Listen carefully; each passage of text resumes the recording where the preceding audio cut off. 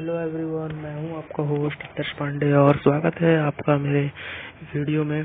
तो आज हम लोग बात करने वाले हैं इंट्रोडक्शन ऑफ ह्यूमन ब्रेन के बारे में। हमारा ब्रेन कैसा होता है, उसका स्ट्रक्चर कैसा होता है, उसका फंक्शन क्या होता है, वो हमारे बॉडी के कौन से ऑर्गन्स को कंट्रोल करता है। ठीक है, तो चलिए फिर स्टार्ट करते हैं। ये बहुत ही कॉम्प्लेक्स टॉपिक है, एग्जाम पॉइंट ऑफ व्यू भी ये बहुत इंपॉर्टेंट है, एग्जाम में हमेशा आता रहता है। तो चलिए फिर सबसे पहले स्टार्ट करते हैं इंट्रोडक्शन ऑफ ह्यूमन ब्रेन। देखिए, the brain and spinal cord constitute of central nervous system. हमारा जो ब्रेन होता है और जो स्पाइनल कॉर्ड होता है, जिसको हम लोग बैक बोन भी बोलते हैं, स्पाइनल कॉर्ड को हम लोग बैक बोन भी बोलते हैं, और ये हमारा ब्रेन हो गया। ब्रेन को हम लोग एनसेफेलॉन भी बोलते हैं। ठीक है, ब्रेन को हम लोग एनसेफेलॉन भी बोलते हैं और स्पाइनल कॉर्ड को बैकबोन भी बोलते हैं। ये दोनों constitute of central nervous system, ये दोनों किससे कंस्टिट्यूट होके बनते हैं? सेंट्रल नर्वस सिस्टम से। ठीक है, और central nervous system is derived from the embryonic ectoderm. अब देखिए, ये जो सेंट्रल नर्वस सिस्टम है ये कहाँ से बना है? एम्ब्रोनिक एक्टोडर्म से। आप सभी को मालूम होगा कि हमारे बॉडी में 3 जर्म लेयर होते हैं। पहला वाला होता है एंडोडर्म, एक्टोडर्म एंड मेसोडर्म। ठीक है, 3 जर्म लेयर होते हैं। तो ये जो सेंट्रल नर्वस सिस्टम है ये एम्ब्रोनिक एक्टोडर्म से बन के आया है, एक्टोडर्म। ठीक है, the brain and spinal cord are surrounded by connective tissue membranes called meninges. देखिए, हमारा जो ब्रेन होता है और स्पाइनल कॉर्ड होता है ये कनेक्टिव टिश्यू मेम्ब्रेन से सराउंडेड रहता है पूरी तरह से, जिसको हम लोग बोलते हैं मेनिंग्स। ठीक है, अब देखिए, ये कनेक्टिव टिश्यू का हमारे बॉडी में बहुत ही इंपॉर्टेंट रोल है। ये हमारे बॉडी में हर जगह स्प्रेड होता है। तो ये बहुत ही मतलब मेन फंक्शन हमारे बॉडी में परफॉर्म करता है। ठीक है, तो ये जो कनेक्टिव टिश्यू है ये ब्रेन एंड स्पाइनल कॉर्ड को सराउंड करके रखता है, जिसको हम लोग बोलते हैं मेनिंग्स। ठीक है, अब देखिए हमारा जो मैनिंग्स होता है, मैनिंग्स के कितने लेयर्स होते हैं? 3 लेयर्स होते हैं। ठीक है, मैनिंग्स के कितने? 3 लेयर्स होते हैं। पहला वाला ड्यूरा मैटर, दूसरा वाला एरेक्नोइड मैटर एंड तीसरा वाला पाई मैटर। ठीक है, तो देखिए, ड्यूरा मैटर जो होता है ये सबसे बाहरी वाला लेयर होता है। It is the outer most Manning's which is tough, thick and fibrous. अब देखिए, कोई भी चीज अगर बाहर रहता है तो उसको कैसे एकदम स्ट्रांग होना पड़ता है, टफ होना पड़ता है, ताकि वो अंदर मतलब जो भी ऑर्गन्स है उसको मतलब सेव कर सके, उसको कुछ हार्म ना हो सके, इसीलिए उसको बाहर वाले को कैसा टफ होना पड़ता है। तो ये जो ड्यूरा मैटर होता है ये बाहर की तरफ रहता है मैनिंग्स के, और it is attached to the inner side of the cranium and is protective in function. और ये क्रेनियम के इनर साइड अटैच रहता है। और कैसा, इसका मेन फंक्शन क्या है? सेव करना, मतलब प्रोटेक्ट करना हमारे ब्रेन को। ठीक है, दूसरा है हमारा, दूसरा लेयर हो जाता है arachnoid matter. It is middle, thin and vascular. ठीक है, ये देखिए, ये बीच वाला लेयर है और कैसा है? थिन है। थिन मतलब मोटा है, एंड वेस्कुलर मतलब कि इसको huge supply of blood vessels है, मतलब इसमें ब्लड वेसल्स बहुत है। ठीक है, formed of reticular connective tissue. ठीक है, ये किससे फॉर्म है? रेटिकुलर कनेक्टिव टिश्यू एक कनेक्टिव टिश्यू का एक टाइप है। आगे आने वाले चैप्टर्स में आप इसके बारे में भी पढ़ेंगे। अभी के लिए आप नाम याद रखिए, reticular connective tissue having web like appearance. देखिए, जो एरेक्नोइड मैटर है इसका अपीयरेंस कैसे रहता है? वेब लाइक अपीयरेंस पे रहता है।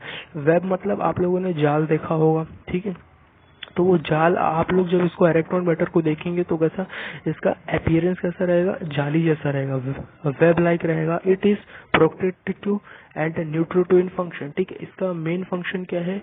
हमारे ब्रेन को सेव करना और क्या, उसको न्यूट्रिशन देना। ठीक है, और मेनिंग्स का सबसे अंदर वाला लेयर है that is pi matter. It is the inner most thin membrane lying in contact with central nervous system. It is highly vascular and hence nutritive in function. अब देखिए, ये जो पाई मैटर है, ठीक है, it is the inner most, देखिए सबसे अंदर की तरफ है, और कैसा है? थिन है। थिन मतलब एकदम पतला है। ठीक है, पतला है, थिन मेम्ब्रेन है, lying in contact with central nervous. अब देखिए, सबसे अंदर है। ठीक है, सबसे अंदर है हमारे मैनिंग्स का थर्ड लेयर है, सबसे अंदर है, तो फिर ये सेंट्रल नर्वस सिस्टम के कांटेक्ट में है। ठीक है, इट इज हाइली वेस्कुलर, इसको भी huge supply of blood vessels रहता है, मतलब इसमें भी बहुत सारे ब्लड वेसल्स हैं। एंड हेंस न्यूट्रिटिव फंक्शन, और ये हमारे ब्रेन को न्यूट्रिशन भी प्रोवाइड करता है। ठीक है, चलिए अब इसका डायग्राम देख लेते हैं। आप लोग को डायग्राम से और अच्छे से समझ में आएगा।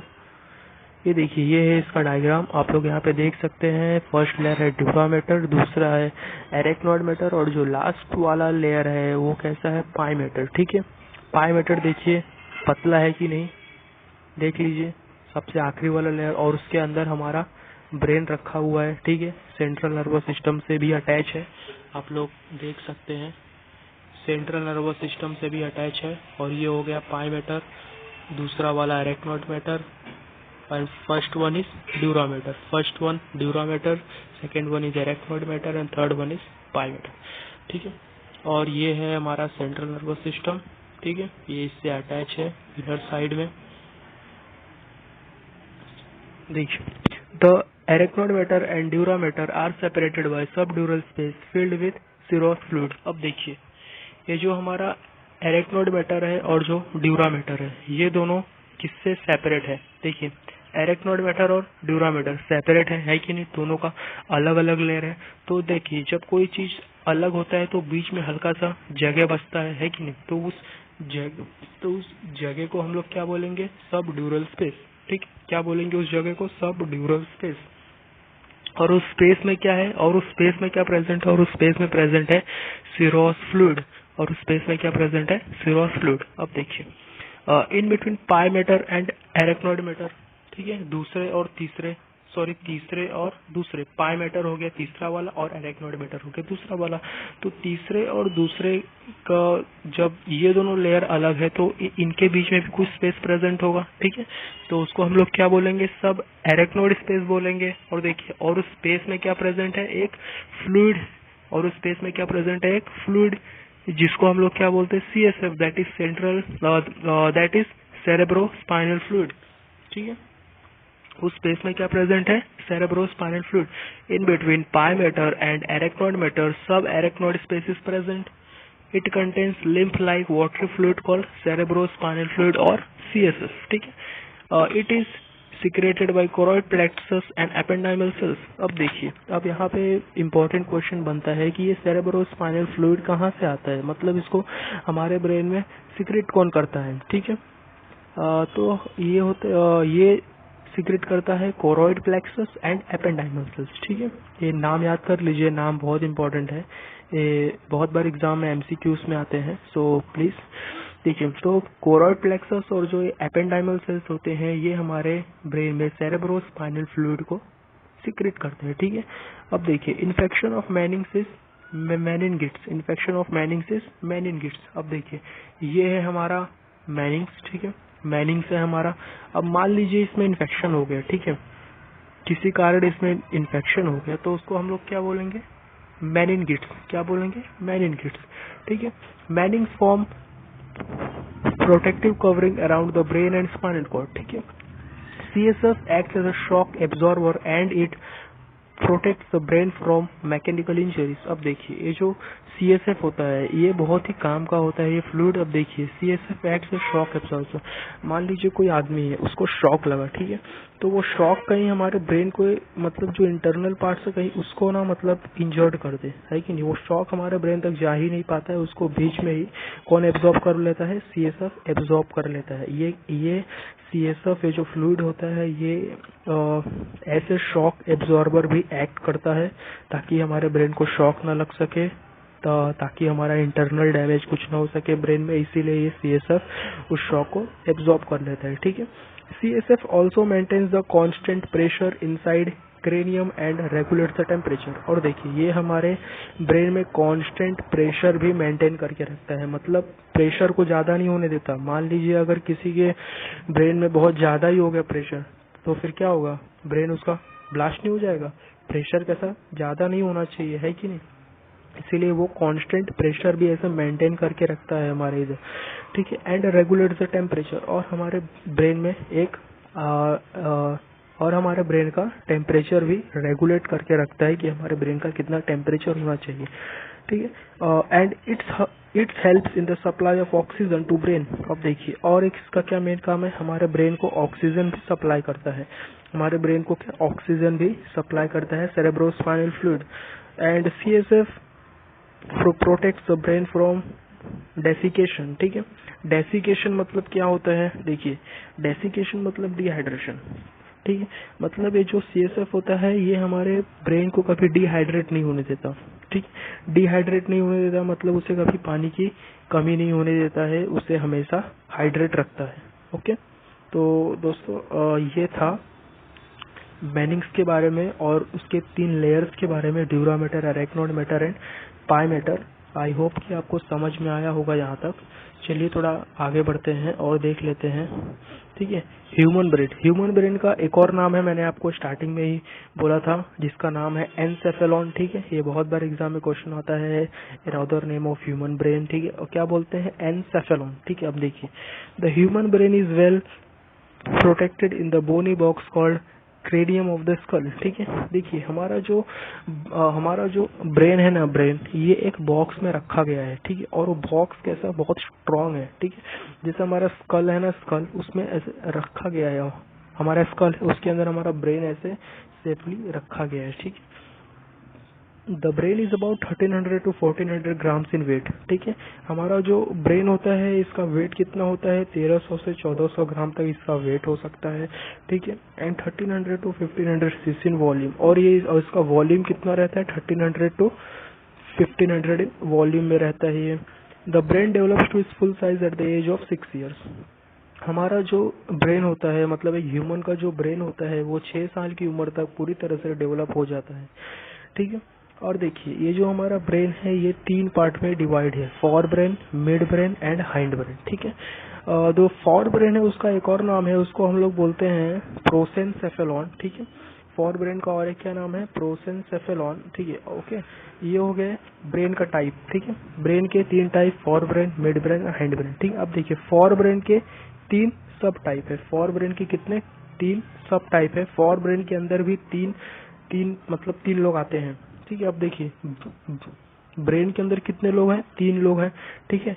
3 लोग हैं, उसमें से फर्स्ट वाला कौन है, फॉर ब्रेन। अब फॉर ब्रेन के अंदर भी 3 लोग आते हैं, ठीक है। तो चलिए हम लोग उसके सब टाइप करते हैं डिस्कस थोड़ा।